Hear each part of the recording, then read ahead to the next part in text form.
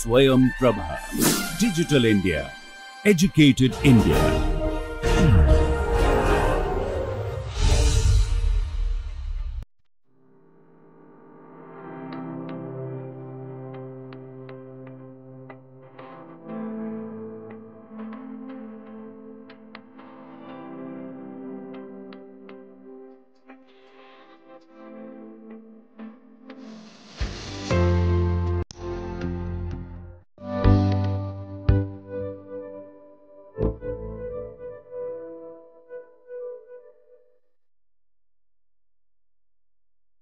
আজকে আমরা যে বিষয়টা নিয়ে আলোচনা করব সেটার নাম হচ্ছে অক্সিডেটিভ অ্যাডিশন। আগের ক্লাসগুলোতে আমরা বিভিন্ন রিঅ্যাকশনের পাথওয়ে নিয়ে আলোচনা করেছিলাম, আমরা বিভিন্ন লিগ্যান্ড নিয়ে আলোচনা করেছিলাম। আজকে সেই সব আইডিয়াগুলোকে একসাথে লাগিয়ে এবং যত টিউটোরিয়াল আমরা আজ পর্যন্ত আলোচনা করেছি সবার যে বেসিক আন্ডারস্ট্যান্ডিংটা আশা করি তোমাদের ভালোই তৈরি হয়ে গিয়েছে। এরপর আমরা কিছু রিঅ্যাকশন দেখব যেগুলো স্পেসিফিক্যালি পার্টিকুলার কিছু কাজ করে থাকে যে কোনো একটা ক্যাটালাইটিক পাথওয়েতে।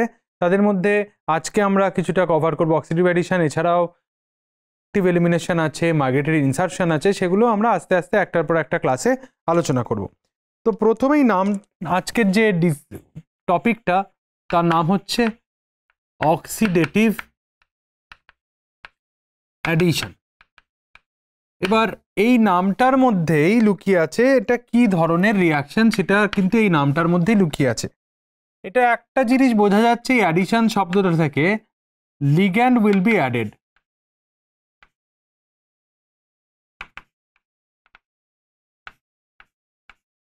তার মানে আমি লিগ্যান্ড অ্যাড করব এবং এইখানে একটি ঘটনা ঘটবে, সেটা হচ্ছে মেটাল উইল বি অক্সিডাইজড।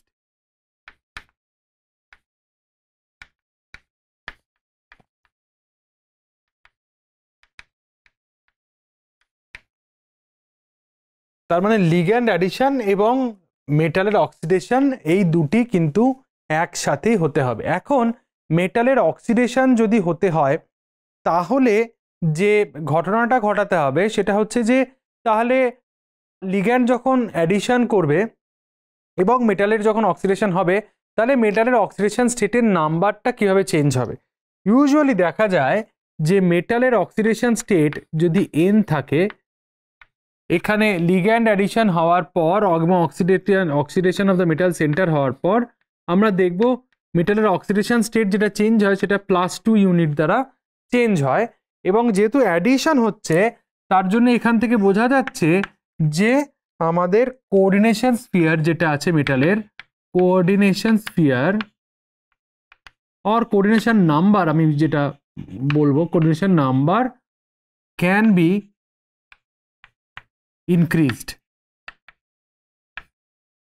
তার কারণটা কি? তার কারণ আমার অ্যাডিশন হওয়ার জন্য যদি একটা এক্সট্রা লিগ্যান্ড অ্যাড হয় তাহলে আমরা দেখব যে এই কোঅর্ডিনেশন নাম্বারটাও এক্সটেন্ড করতে পারে। এবার যদি কোঅর্ডিনেশন নাম্বার এক্সপ্যান্ড হওয়ার পর একটা ট্রানজিশন স্টেট তৈরি হয় এবং সেখানে দেখা যায় কিছু ল্যাবাইল লিগ্যান্ড বেরিয়ে যাচ্ছে, তাহলে কিন্তু আবার কমপ্লেক্সটা তার পুরনো কোঅর্ডিনেশন নাম্বারও ফিরে যেতে পারে। কিন্তু সেক্ষেত্রেও আমরা দেখব যে অক্সিডেশন স্টেটের মেটালের যে চেঞ্জটা হয়ে যাবে অক্সিডেটিভ অ্যাডিশনের জন্য সেইটা কিন্তু কোনোভাবেই নাকচ করা যাবে না। তাহলে আমরা এখানে কি বলতে চাইছি যে আমাদের যে মেটালটা অক্সিডাইজড হচ্ছে বাই 2 ইলেকট্রন, রাইট? তাহলে মেটালটা অক্সিডাইজ, তাহলে কি পয়েন্টসগুলো এটার কি কি? Metal oxidized by 2 electron. Okay, next কি? তাহলে নেক্সট লিগ্যান্ড অ্যাডিশন যদি হয় তাহলে কি হবে? যে লিগ্যান্ড যে অ্যাডিশন হবে সেটা হচ্ছে যে ligand can break and make bonds as a 2 new anionic ligand. তার মানে ligand can break bonds itself and coordinate to metal as 2 anionic ligand। তাহলে এইটা হলো মেন, যে একটি নিউট্রাল লিগ্যান্ড যদি আসে তাহলে নিউট্রাল লিগ্যান্ড ভেঙে আমার দুটো anionic single donor electron charge, single anionic charge, 2 electron donor দুটো লিগ্যান্ড কিন্তু আমার তৈরি হবে। এবার আমরা যখন এটা নিয়ে আলোচনা করছি তখন এদের ক্লাসিফিকেশন কি কি হয়, এই পার্টিকুলার যে অক্সিডেটিভ অ্যাডিশন এদের ক্লাসিফিকেশন কি কি হতে পারে। একটা হচ্ছে আমাদের একটা ভাগকে বলা হয়, যেটা আমাদের বলতে পারি আমরা নন ইলেকট্রোফিলিক লিগ্যান্ড অ্যাডিশন, রাইট। নন ইলেকট্রোফিলিক যে লিগ্যান্ডগুলো সেটা অ্যাড হতে পারে। তাছাড়া কি হতে পারে, নন ইলেকট্রোফিলিক ইনট্যাক্ট লিগ্যান্ড অ্যাডিশন, মানে এটা কাদের ক্ষেত্রে হবে, এটা কাদের ক্ষেত্রে আমরা পরপর আলোচনা করব। আরেকটা হবে হচ্ছে আমাদের কমপ্লিটলি ইলেকট্রোফিলিক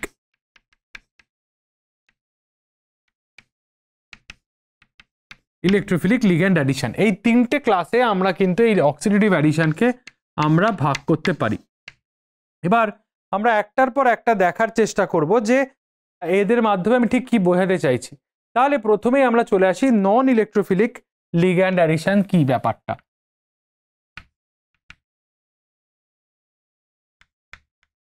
আমরা পয়েন্টের আকারে দেখার চেষ্টা করব যে এখানে কি কি পয়েন্টস থাকে এই নন ইলেকট্রোফিলিক লিগ্যান্ডের মধ্যে। এই নন ইলেকট্রোফিলিক লিগ্যান্ডের মধ্যে যে মেইন পয়েন্টটা থাকবে সেটা হচ্ছে যে এরা কোনো রকমের ইলেকট্রোনেগেটিভ অ্যাটমকে কন্টেন করবে না, এবং এরা ইউজুয়ালি গুড অক্সিডাইজিং এজেন্ট হয় না, ইউজুয়ালি নন রিঅ্যাক্টিভ হয়ে থাকে, এবং মেটালের কিন্তু একটা এমটি ডি অরবিটাল থাকতে হবে যেখানে এরা প্রি অর্গানাইজ হয়ে তারপর আমাদের মেটালের সাথে অক্সিডেটিভ অ্যাডিশন রিঅ্যাকশনে যাবে। তাহলে প্রথমে কি এই মলিকিউলস বা ligand does not contain electronegative atoms, প্রথম। সেকেন্ড পয়েন্ট আমি কি বললাম,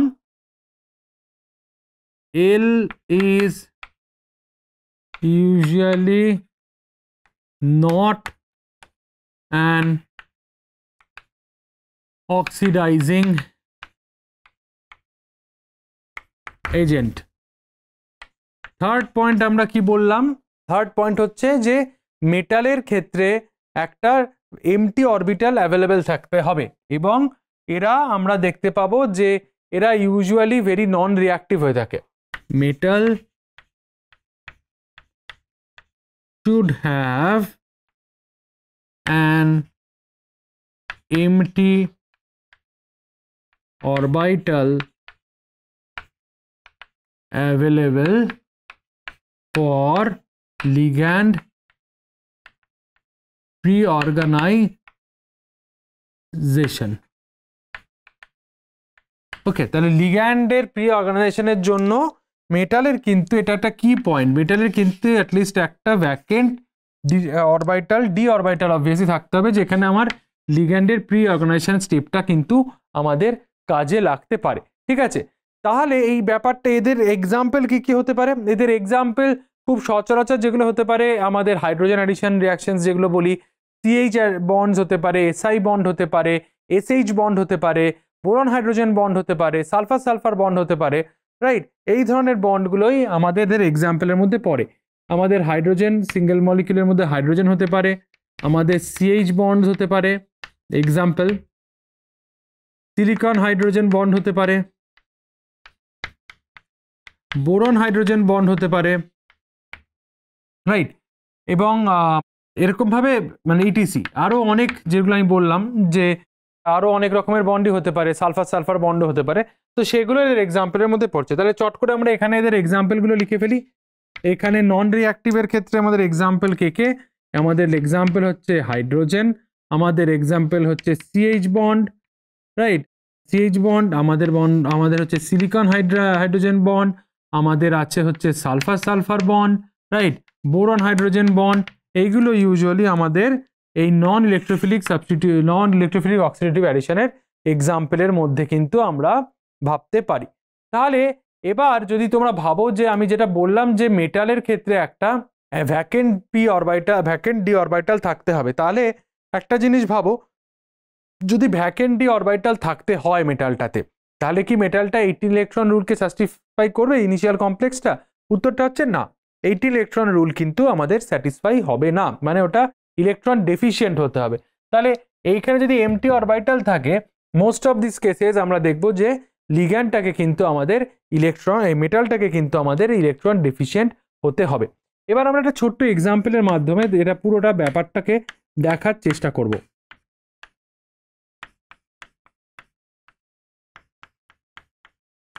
ধরুন আমরা এই কমপ্লেক্সটা নিলাম এবং এই কমপ্লেক্সে ইরিডিয়ামের অক্সিডেশন স্টেট কত আছে? +1, কারণ একটি মাত্র মোনো অ্যানায়নিক লিগ্যান্ড আছে, রাইট?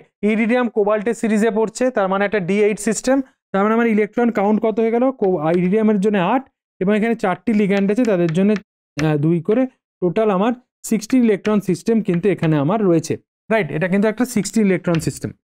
এবার ধরো আমি এখানে হাইড্রোজেন অ্যাডিশন করার চেষ্টা করছি, আমি এখানে কি করছি? হাইড্রোজেন অ্যাডিশন, এটা একটা অক্সিডেটিভ অ্যাডিশন হবে, রাইট? এবার দেখো অ্যাডভান্টেজ কি, ইরিডিয়াম কিন্তু ইরিডিয়াম প্লাস থেকে ইরিডিয়াম +3 অক্সিডেশন স্টেটে কিন্তু সহজেই যেতে পারে।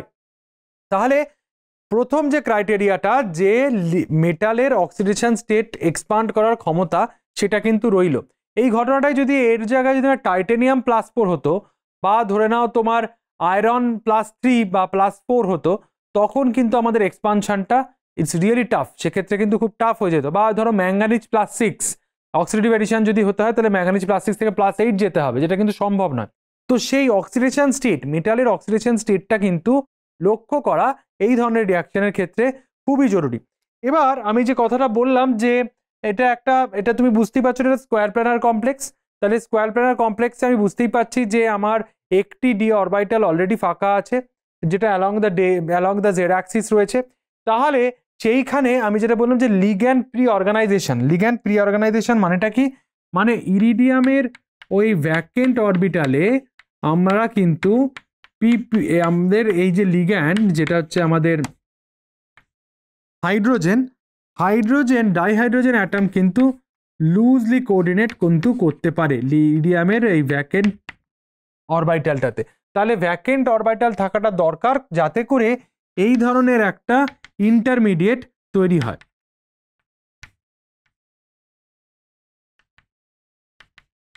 এরকম একটা যাতে ইন্টারমিডিয়েট আমাদের তৈরি হয়, তার জন্য বুঝতে পারছো যে ভ্যাকেন্ট ডি অরবিটালটা থাকাটা কিন্তু খুবই জরুরি।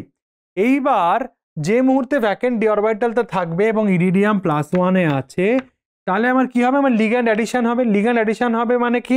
একটা জিনিস যেখানে আমরা বলেছিলাম যে এরা কিন্তু ইলেকট্রোনেগেটিভ অ্যাটম নেই, তাহলে এখানেও নেই। তাহলে এবার এই দুটো কি হিসাবে অ্যাড হবে? এরা দুজন আমাদের অ্যাড হয়ে যাবে হচ্ছে মোনো অ্যানায়নিক লিগ্যান্ড হিসাবে, যেটা আমরা এখানে বলেছিলাম যে মোনো অ্যানায়নিক লিগ্যান্ড হিসেবে অ্যাড হয়ে যাবে। তাহলে এই অ্যাডিশনটার পর আমার প্রোডাক্টটা কি হয়ে গেল? এই অ্যাডিশনের পর দুটোই হাইড্রোজেন থেকে, আমাদের একটি মলিকিউল হাইড্রোজেন থেকে আমরা যেটা পাবো সেটা হচ্ছে আমাদের যে একটি হেক্সা কোঅর্ডিনেটেড কমপ্লেক্স পাবো।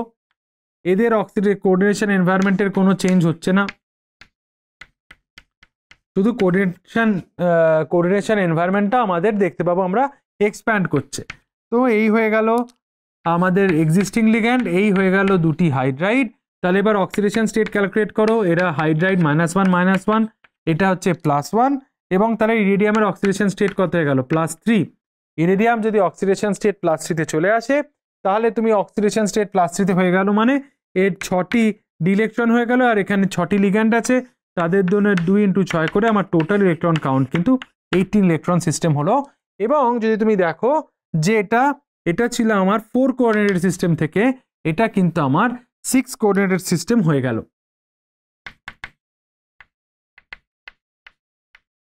এটা 6 কোঅর্ডিনেশন এনভায়রনমেন্ট হয়ে গেল ফ্রম, এটা আগে ছিল হচ্ছে আমার 4 কোঅর্ডিনেশন এনভায়রনমেন্ট। তাহলে বোঝা গেল যে অক্সিডেটিভ অ্যাডিশন, স্পেশালি এই যে নন ইলেকট্রোফিলিক লিগ্যান্ড অ্যাডিশনের যে ব্যাপারটা, hydrogen CH bond SiH bond এই ধরনের বন্ডের ক্ষেত্রে হয়ে থাকে, সেটা একটা এক্সাম্পলের মধ্যে দেখতে পেলাম আমরা।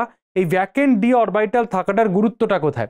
ভ্যাকেন্ট ডি অরবিটাল থাকার গুরুত্বটা হচ্ছে যাতে করে লিগ্যান্ডটা একটা প্রি অর্গানাইজেশন করতে পারে মেটালের সাথে, এবং তারপরে কিন্তু এই বন্ডটা যখনই পোলারাইজ হবে এটা হাইড্রাইড হিসাবে ভেঙে, কারণ লিগ্যান্ড তখন ইলেকট্রন ডেন্সিটি নিতে পারছে, হাইড্রাইড হিসাবে ভেঙে যাবে। ভেঙে গিয়ে আমরা দেখবো যে অক্সিডেশন স্টেটটা 2 ইউনিট চেঞ্জ হচ্ছে +1 থেকে +3, এবং দুটি ঋণাত্মক লিগ্যান্ডের বা দুটি অ্যানায়নিক লিগ্যান্ডের কিন্তু আমার অ্যাডিশন হয়ে যাচ্ছে। এটা হলো আমাদের নন ইলেকট্রোফিলিক লিগ্যান্ডের ক্ষেত্রে ঠিক কিরকম ভাবে হয়। এরপরে আরেকটা হচ্ছে যেটা আমরা সেকেন্ড পয়েন্টটা বলেছিলাম যে নন ইলেকট্রোফিলিক ইনট্যাক্ট লিগ্যান্ড অ্যাডিশন, তো আমরা সেই পয়েন্টটাতে চলে যাই।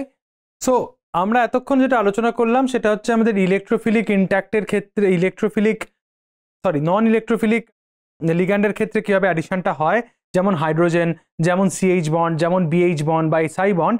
এরপর আমরা আলোচনা করব যে নন ইলেকট্রোফিলিক ইনট্যাক্ট ব্যাপারটা ঠিক কিরকম। তো সেটার জন্য যে ক্রাইটেরিয়াগুলো আছে সেটা হচ্ছে যে লিগ্যান্ডের ক্ষেত্রে আমরা বলবো যে মে or may not have electronegative atoms, first point. Second point, আমার ligand prefers pre-organization with metal, right, and should have pi bonds. আর লিগ্যান্ডের মতোই মেটালের কি হবে, মেটালের ব্যাপারটা যেটা হবে সেটা হচ্ছে যে metal should have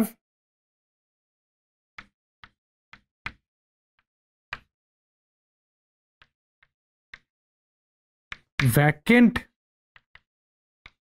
d orbital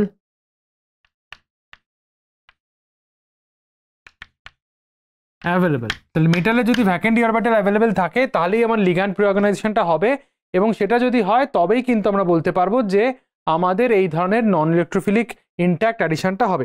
example কীরকম হতে পারে? এক্সাম্পল হতে পারে আমাদের অ্যালকিন সিস্টেম, আমাদের অ্যালকাইন সিস্টেম, এছাড়া স্মল মলিকুলের মধ্যে অক্সিজেন। এবং মজার ব্যাপার হচ্ছে যে সবার মধ্যেই কিন্তু আমরা দেখতে পাচ্ছি যে পাই বন্ড রয়েছে। পাই বন্ড না থাকলে কিন্তু এই ধরনের অ্যাডিশন হওয়া বা এই ধরনের অক্সিডেটিভ অ্যাডিশনটা হওয়া কিন্তু সম্ভব নয়। এখানে একটা জিনিস মনে রাখতে হবে যে লিগ্যান্ডটার 1 pi bond breaks to form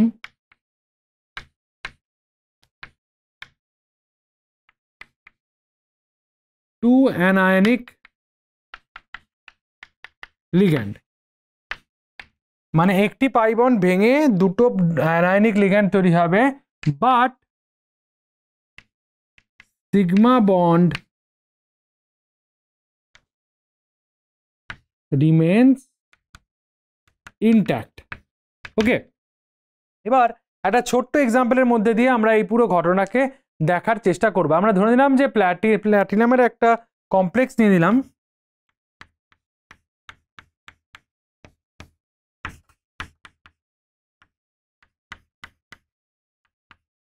এটাতে প্ল্যাটিনাম আছে D0, রাইট। এবার নিকেল প্যালাডিয়াম প্ল্যাটিনাম যদি তোমার D0 সিস্টেমে থাকে, রাইট, তার মানে এর কাছে কটা ইলেকট্রন আছে প্ল্যাটিনাম সিস্টেমে? তার মানে আমার আছে হচ্ছে 10টি ইলেকট্রন, রাইট। সরি, এটা D10 সিস্টেম, মানে আমি অক্সিডেশন স্টেট 0, D10 সিস্টেম, আর 3টে লিগ্যান্ডের মধ্যে আমার টোটাল ইলেকট্রন কাউন্ট হচ্ছে 16।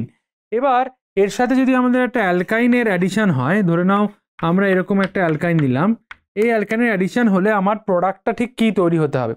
এবার দেখো প্ল্যাটিনাম যদি এখানে 0 থেকে কততে যাবে, প্ল্যাটিনামের অক্সিডেশন স্টেট চেঞ্জ হবে 0 থেকে +2।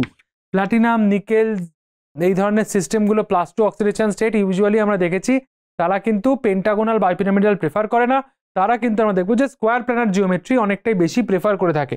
তাহলে বোঝা যাচ্ছে যে এইখান থেকে আমার যে প্রোডাক্টটা তৈরি হবে সেখানে একটি পাই বন্ড আমার ব্রেক করবে, করে আমার এখানে 2 অ্যানায়নিক লিগ্যান্ড তৈরি করবে, সেটা আমরা একটা বুঝতে পারছি। কিন্তু তার সাথে কিন্তু আমাদের ভাবতে হবে এর জিওমেট্রিক্যাল কি ধরনের ব্যাপার হতে পারে, সেই বিষয়টাও কিন্তু আমাদের ভাবতে হবে। তাহলে আমাদের প্ল্যাটিনামের অক্সিডেশন স্টেটের চেঞ্জ কি হলো? প্ল্যাটিনামের অক্সিডেশন স্টেটের চেঞ্জ হয়ে গেল, প্ল্যাটিনাম +2তে চলে গেছে, ভেরি গুড। কিন্তু আমার এখানে এটা টোটাল ইলেকট্রন সিস্টেমটা কিন্তু 16ই থাকবে, কারণ এটা কিন্তু স্কোয়ার প্যারার পছন্দ করে। সেই অনুযায়ী প্ল্যাটিনাম +2 এর অক্সিডেশন স্টেট +2 অনুযায়ী টোটাল ডি ইলেকট্রন দেবে আমার 8টা। তাহলে ম্যাক্সিমাম আমি এখানে লিগ্যান্ড নিতে পারি আর 8টা, যাতে লিগ্যান্ডের থেকে কন্ট্রিবিউশন ইলেকট্রনের কন্ট্রিবিউশন নিতে পারি আর 8টি, যাতে করে আমার টোটাল কাউন্টটা 16 থাকে। তাহলে এটা যদি আমাদের 8 হতে হয় তাহলে সেটা 4 × 2, তার মানে 4টি লিগ্যান্ড ম্যাক্সিমাম এখানে কোঅর্ডিনেট করতে পারে। এবং 4টি লিগ্যান্ডের মধ্যে দুটি লিগ্যান্ড এমন হবে যারা অ্যানায়নিক হবে, যাতে করে প্ল্যাটিনামের অক্সিডেশন স্টেট +2 হতে পারে, এবং টোটাল 4টি ম্যাক্সিমাম লিগ্যান্ড সম্ভব। এবার আমরা যদি এই সিস্টেমটা দেখি, এখানে অলরেডি আমার 3টে PME3 রয়েছে। এরপরে যদি একে অ্যাড করতে হয়, এ অ্যাড হবে কিভাবে? এ অ্যাড হবে আমার ডাই অ্যানায়নিক করতে হবে। একে যদি ডাই অ্যানায়নিক করতে হয় তাহলে দিস ইজ দ্য সিনারিও, যাতে করে একটা পাই বন্ড ভেঙে দুটি মোনো অ্যানায়নিক সিস্টেম তৈরি হলো। এবার এটাতে কিন্তু একটা ফেস আমার কিন্তু প্ল্যাটিনাম +2 ব্লক হয়ে গেছে। এবার এটা স্কয়ার প্ল্যানার কমপ্লেক্সই ম্যাক্সিমাম করতে পারে। তাহলে আমার আর দুটি কর্নারে আমার কে থাকবে? আর দুটি কর্নারে আমার PME3 থাকবে। PME3 থাকলে তাহলে অবশ্যই এখানে আমার একটি PME3 মলিকিউলকে কিন্তু আমার বিদায় জানাতে হবে, কমপ্লেক্সকে কিন্তু বিদায় জানাতে হবে, নইলে কিন্তু আর কোঅর্ডিনেশন স্ফিয়ার স্যাটিসফাই কিন্তু করা সম্ভব নয়। তাহলে এবার এই আর গ্রুপটার উপরে কিভাবে ডিপেন্ড করে? এই আর গ্রুপের ক্যারেক্টারটাও কিন্তু খুব গুরুত্বপূর্ণ। এই আর গ্রুপটা যা কিভাবে বলতে পারি আমরা, যে আর group if it is electron withdrawing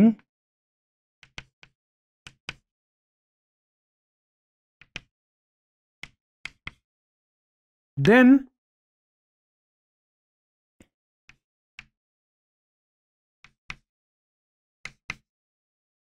electron acceptance from metal becomes facile।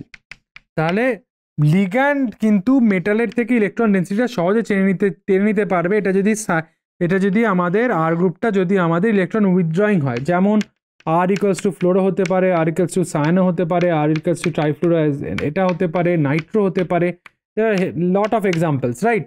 এবং সেক্ষেত্রে আমাদের যেটা দেখতে পাচ্ছি, লিগ্যান্ডের এই ট্রান্সফারটা অনেকটা বেশি, কিন্তু এই ইলেকট্রন ডেন্সিটিটা কিন্তু মেটাল থেকে ট্রান্সফারটা কিন্তু অনেকটা ইজিয়ার হয়ে যায়। এবং তার সাথে আরেকটা অ্যাডভান্টেজও আছে, it also helps to stabilize the